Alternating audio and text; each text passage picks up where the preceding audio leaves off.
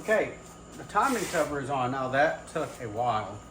There's a lot of bolts, mainly about 500 10mm bolts, and then about 2 or 3 12mm bolts. But anyway, you'll figure out how to get it on. So now I'm going to go ahead and cover this engine, and here's the gasket. Now this is pretty neat. It's grooved, and so the gasket just falls in place.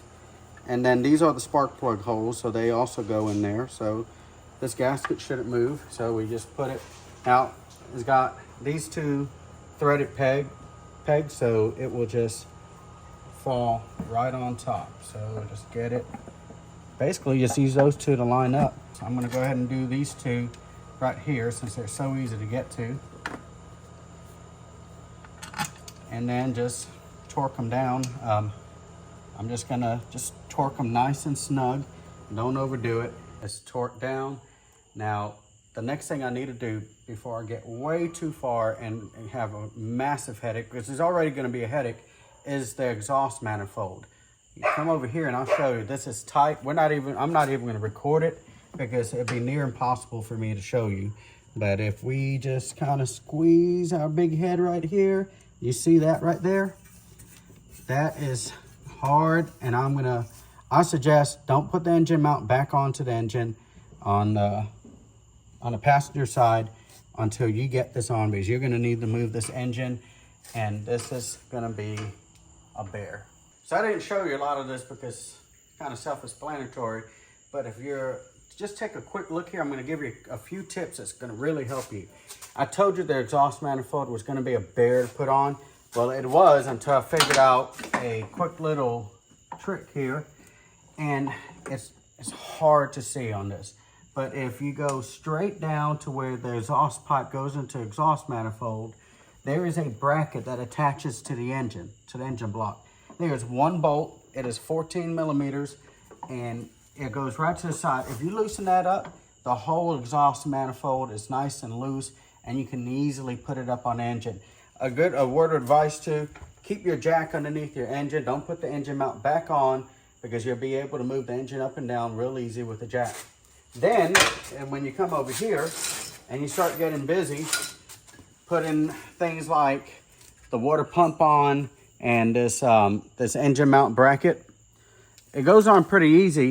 But then again, keep that jack underneath the engine so you can move this engine up and down, because it's a lot easier to do a lot of this stuff when you drop the engine as low as it can.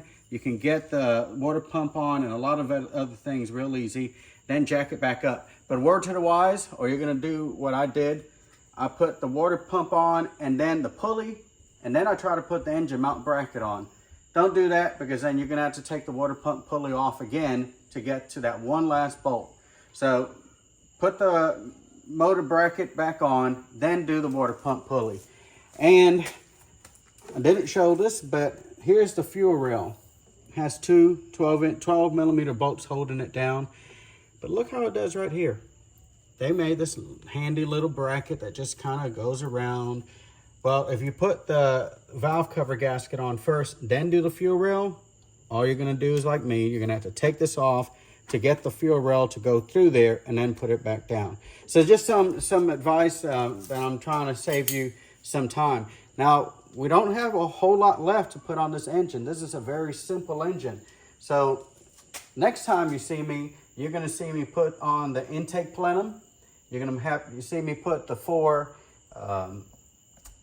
spark plugs in, and then we're gonna drop the radiator in, the radiator support in. We're gonna hook all the hoses up, and we're gonna fish the entire wiring harness all the way back through, and we're gonna figure that out. But it's not gonna be too bad. So we're getting very close to cranking this thing up to see how it sounds, and then even quicker, a little longer than that, we're gonna get this thing on the road. Come here. Sherbert, here, do some work. Come on, come on, come on. Here's my boy.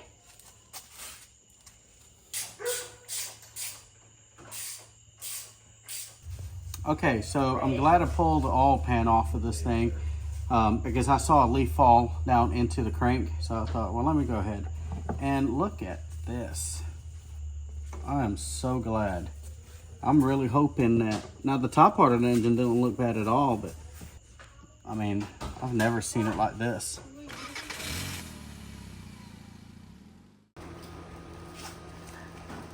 And I took this alternator off. I still got more, but this has been on my mind.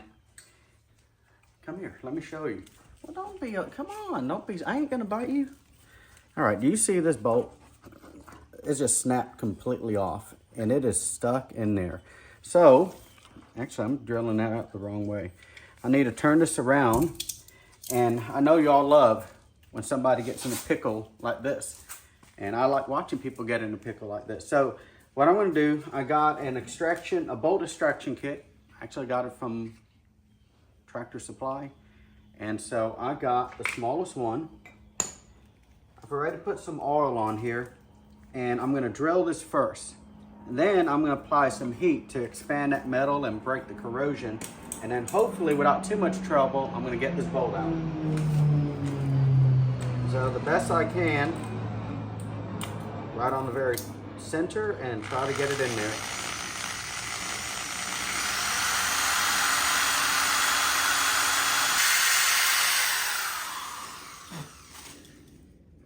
Now this is aggravating because these little thin drill bits have a tendency to break. So the last thing you want to do is push so hard that it breaks off into the hole that you just drilled, and then you got more problems.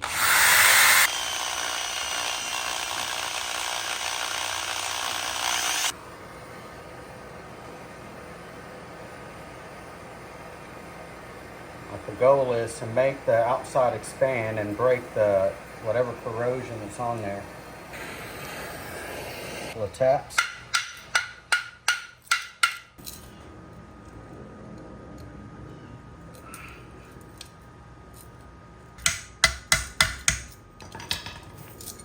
Afraid I'm going to break it.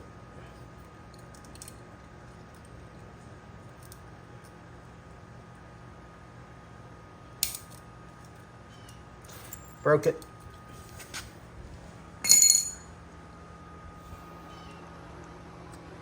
Well, up to the next size and start all over again.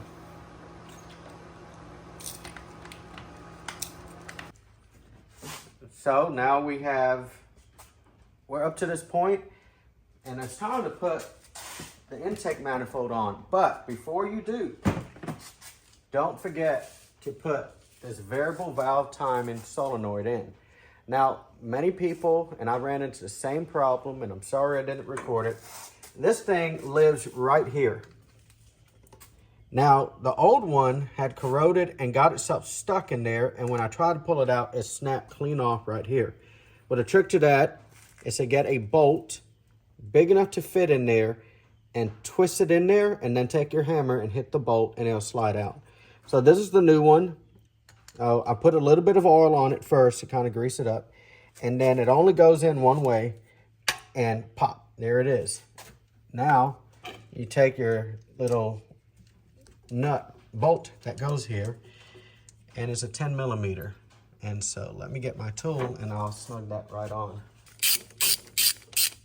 And snug, not overly tight, because this is an aluminum head and you might strip the threads.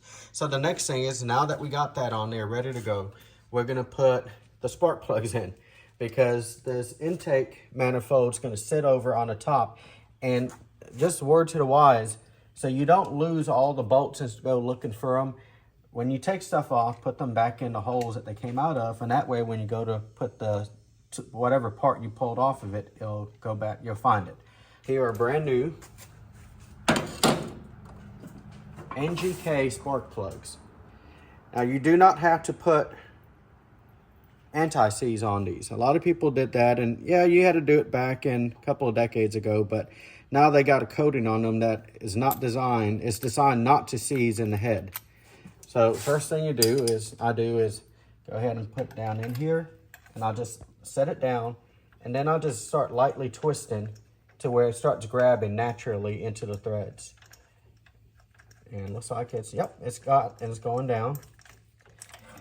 Now these are deep holes, so that's why I've got so many extensions on here. And then, yeah, I could torque this with a torque wrench, but I'm not. I'm just gonna turn it nice and snug, and then a little bit of a turn.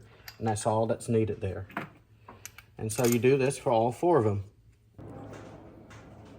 All right, all 4 plugs are in there.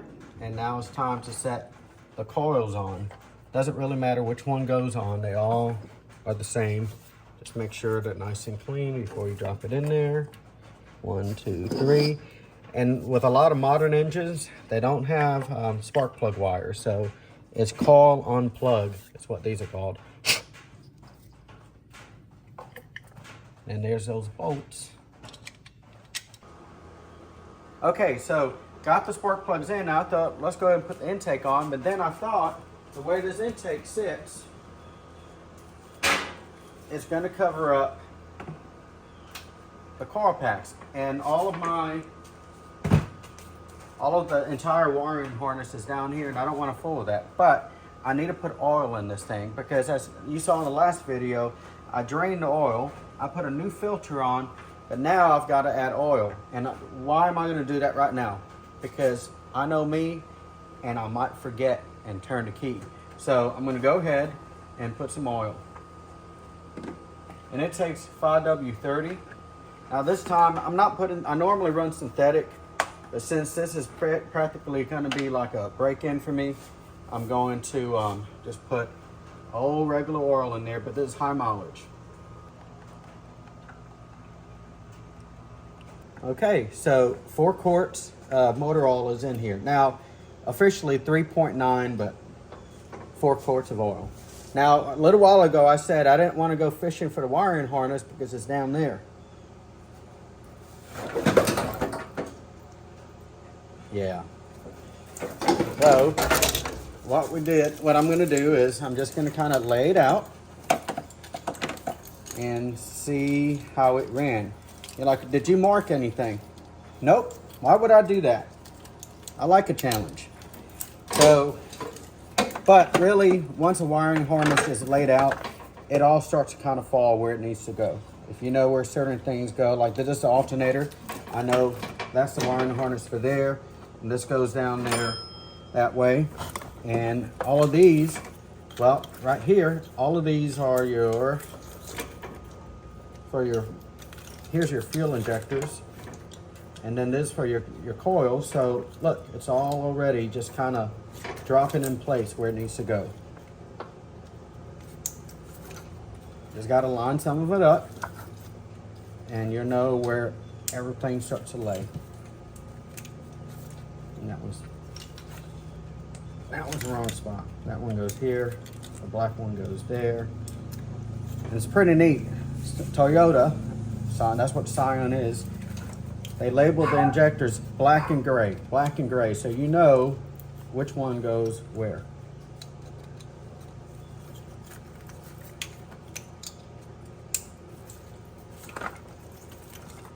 And just like that.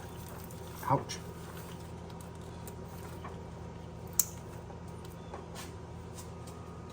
More to come. So here's the new timing chain, and you're gonna have different colored links. This goes on the camshaft sprocket. This goes on the timing marks on the camshaft, both of them, and then this one will go on the crankshaft sprocket. So you just line it up with the tooth, and the tooth will actually go right in the middle. It will actually stick through that part right there. I'm not going to show you how I'm going to do that. That's going to be awfully boring, and it's almost impossible to put a camera there unless you have the engine out of the vehicle.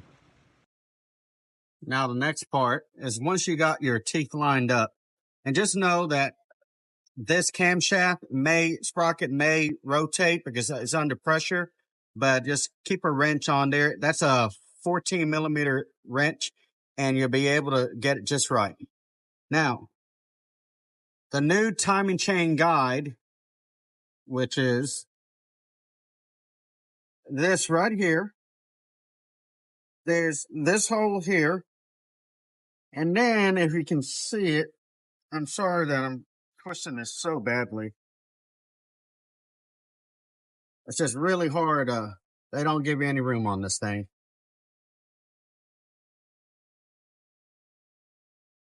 If you can see, barely see. See that right there? That's going to be that top hole where you put a bolt through, and then there's going to be that bottom one. I have the bolt through the bottom part of the timing chain guide. There's two holes there for a bolt, and you're wondering, well, which one? Well, just take a look at your old one, and you can see where the old one, it was used at the bottom. So then when you line that up, you'll see that it'll go, it'll line up with the holes the right way.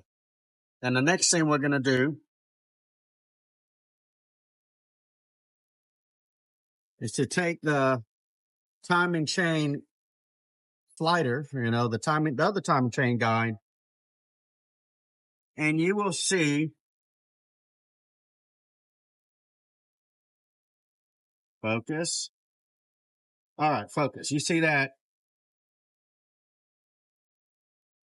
whatever you call it, that protruding piece of metal, and you will just slide it right on to there. Sorry that my hand's all up in the way. There's no room on this side of to work with.